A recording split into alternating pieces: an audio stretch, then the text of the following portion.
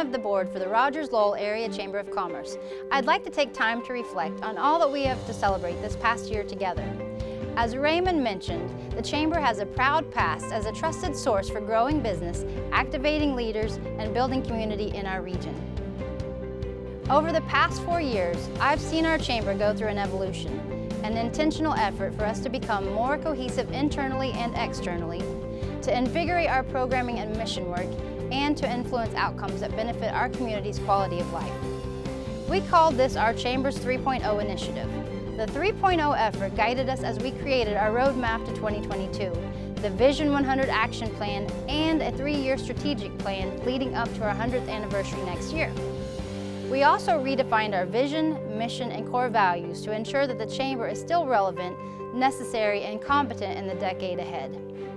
And then came 2020.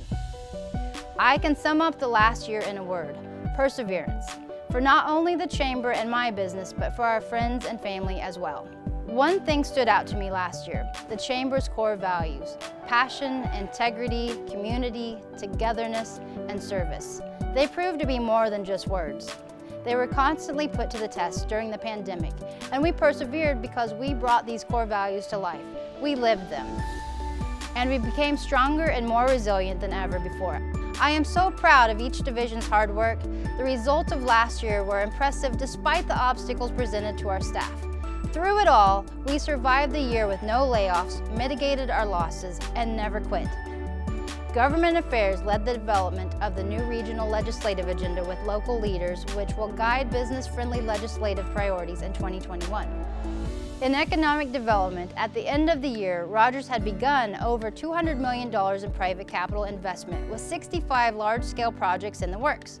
Topgolf opened, the Walmart AMP completed expansion ahead of schedule, and TransPlace was on track to open its new regional ops center for this year.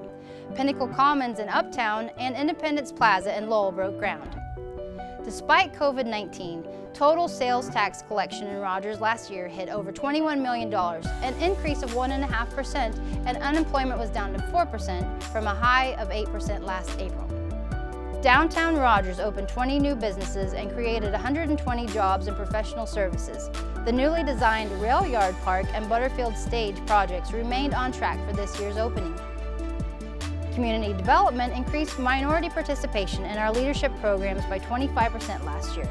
The Lens Series, a new DEI training program for small to medium-sized businesses, launched and held 4 learning events.